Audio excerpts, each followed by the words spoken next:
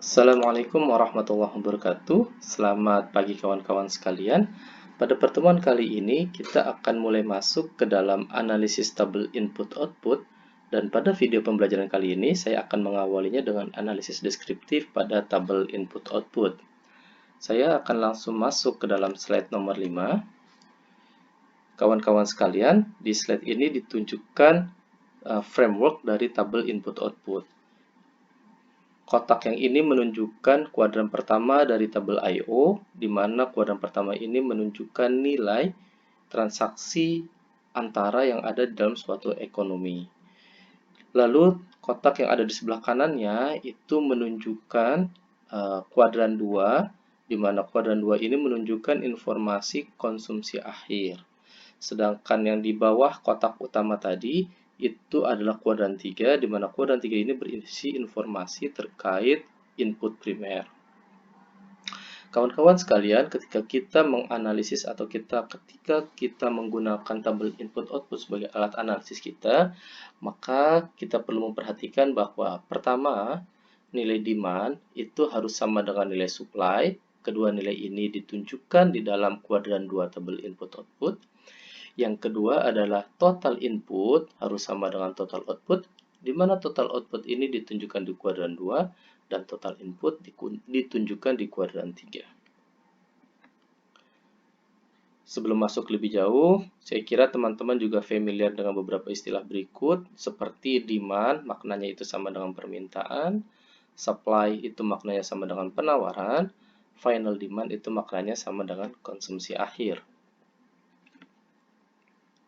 Saya akan langsung masuk ke slide 9. Di slide 9 ini ditunjukkan cara membaca tabel input-output. Di pertemuan sebelumnya sudah pernah saya sampaikan bahwa tabel input-output dapat dibaca secara baris, dapat pula dibaca secara kolom. Secara baris, total demand di dalam tabel input-output harus sama dengan total supply, di mana total demand itu adalah total konsumsi antara ditambah konsumsi akhir. Dan kita tahu konsumsi akhir itu mencakup konsumsi rumah tangga, konsumsi pemerintah, investasi atau PMTB, dan ekspor. Artinya, total demand itu sama dengan konsumsi antara ditambah konsumsi akhir rumah tangga, ditambah konsumsi pemerintah, ditambah PMTB atau investasi, dan ditambah ekspor. Lalu, ketika kita berbicara supply, kita tahu bahwa dalam sebuah perekonomian, supply itu bisa berasal dari output domestik ekonomi tersebut, bisa pula berasal dari impor. Ketika kita melakukan sedikit manipulasi pada persamaan 4 ini, maka kita bisa dapatkan output domestik sama dengan supply dikurangi impor.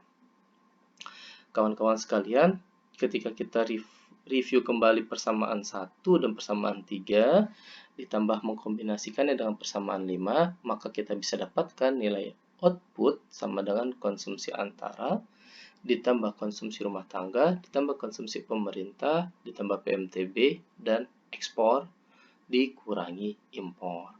Di mana klausul konsumsi antara sampai dengan ekspor ini menunjukkan, di mana klausul konsumsi rumah tangga sampai dengan impor ini merupakan definisi dari PDB menurut penggunaan. Artinya, output sama dengan konsumsi antara ditambah PDB menurut penggunaan. Artinya, secara baris, di dalam tabel input-output, kita bisa mendapatkan besaran atau informasi dari PDB menurut penggunaan. Secara kolom, relatif lebih sederhana bahwa total input sama dengan input antara ditambah input primer, dan kita tahu bahwa input primer ini merupakan definisi dari PDB menurut sektor. Artinya secara kolom kita bisa mendapatkan nilai input, di mana input sama dengan input antara ditambah PDB menurut sektor. Artinya secara kolom kita bisa mendapatkan informasi besaran PDB menurut sektor. Karena di dalam sebuah ekonomi output sama dengan input, lalu di dalam tabel input-output itu total konsumsi antara sama dengan total input antara, maka ketika kita mengkombinasikan persamaan 7 dan persamaan 2, kita bisa dapatkan nilai PDB menurut penggunaan sama dengan PDB menurut sektor.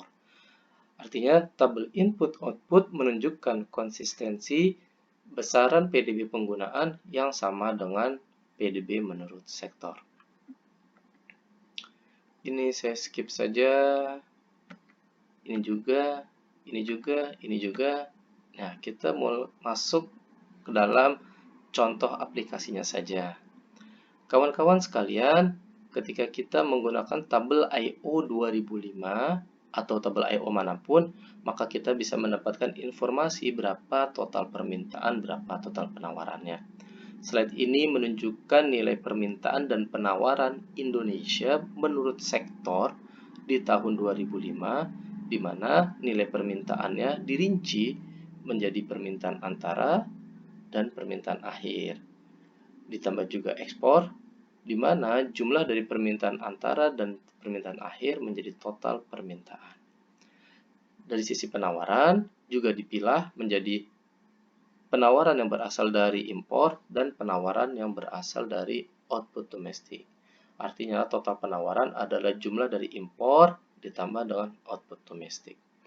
Selanjutnya, kita bisa melakukan analisis sederhana dari informasi ini. Kita bisa menghitung sektor mana dari 19 sektor di I/O 2005 ini yang memiliki nilai atau share paling besar dilihat dari sisi permintaan antaranya, permintaan akhirnya, ekspornya, impornya, maupun output domestiknya. Dari sini, kita bisa langsung lihat bahwa sektor 9 atau industri lainnya merupakan sektor yang sangat dominan. Terlihat bahwa nilai permintaan antaranya sebesar 900 triliun, adapun permintaan akhirnya sebesar 499 triliun, sedikit di bawah dari permintaan akhir yang ada untuk sektor bangunan. Tetapi sektor 9 ini juga memiliki ekspor yang sangat dominan sebesar 397 triliun. Di sisi lain, sektor ini juga menggunakan impor yang sangat besar sebesar 450 triliun dan memberikan output yang sangat besar juga sebesar 1.346 triliun rupiah. Ketika kita memiliki 19 sektor tadi, lalu kita hitung berapa kita kembali ke slide ini. Ketika kita menggunakan kolom output menurut 19 sektor ini, kita bisa menghitung berapa sebenarnya struktur outputnya. Ketika kita ingin melihat output, kita bisa melihat nilai yang ada pada kolom 600 di dalam tabel I/O kuadran 2. Lalu berdasarkan informasi di slide sebelumnya tadi, kita bisa menghitung berapa besar share atau kontribusi untuk masing-masing sektor terhadap total output. Dan konsisten nilainya bahwa sektor industri lainnya memberikan nilai share output sebesar 23,68%. Nilai ini merupakan yang paling dominan dibandingkan dengan sektor-sektor lainnya. Ini kalkulasinya bahwa output untuk industri lainnya sebesar 1.1346 triliun, di mana 1.346 triliun ini merupakan 23,68% dari total output seluruh sektor Indonesia di tahun 2005. Analisis selanjutnya yang biasa dilakukan adalah analisis struktur nilai tambah bruto. Ketika kita melihat NTB atau ketika kita ingin melakukan analisis NTB, maka kita bisa melihatnya di baris 209. Baris 209 ini ada di kuadran 3 tabel input-output, di mana baris 209 ini adalah jumlah dari baris 201 sampai dengan baris 205. Secara komponen, nilai tambah bruto ini terdiri dari komponen surplus usaha, upah gaji, konsumsi barang modal, serta pajak dikurang subsidi. Dari pie chart ini, dari donut chart ini, kita bisa dapat informasi bahwa ternyata surplus usaha merupakan komponen yang paling dominan di dalam struktur NTB Indonesia di tahun 2005 sebesar 56%, diikuti oleh upah gaji sebesar 30%, dilanjutkan oleh konsumsi barang modal, dan pajak dikurang subsidi. Kalkulasinya sama seperti slide sebelumnya. Dari sini kita bisa lihat bahwa nilai NTB untuk seluruh sektor, mulai dari sektor 1 sampai dengan sektor 19. Ternyata sektor yang paling dominan memberikan nilai tambah bruto adalah sektor industri lainnya sebesar 358 triliun atau setara dengan 17,42%. Ketika kita kombinasikan slide ini atau informasi ini dengan chart ini, maka kita bisa dapat informasi sebagai berikut, bahwa kita bisa dapatkan informasi struktur nilai tambah bruto menurut komponennya dan menurut sektornya.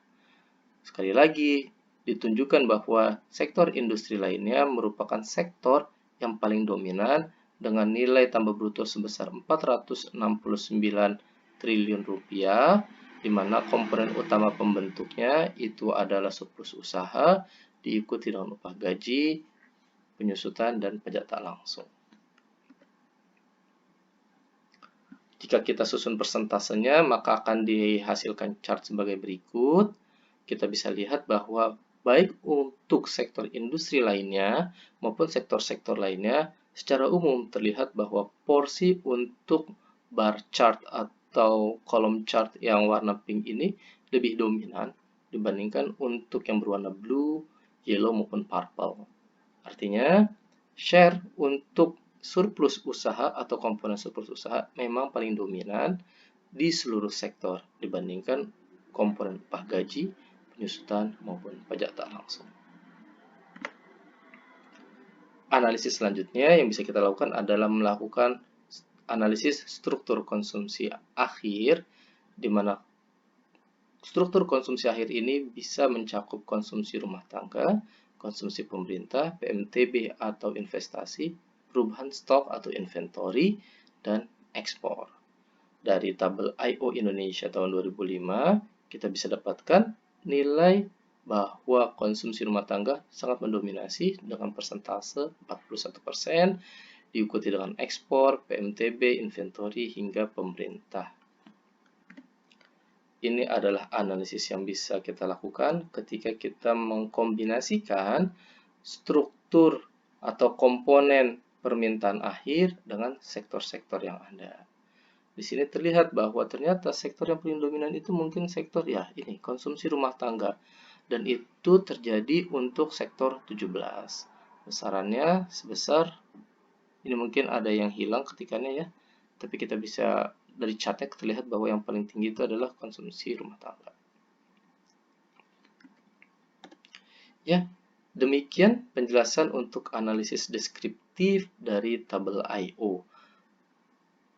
Silahkan ikuti video pembelajaran selanjutnya. Saya akan menjelaskan tentang analisis dampak dari penggunaan tabel input-output. Demikian dari saya. Terima kasih. Salam sehat.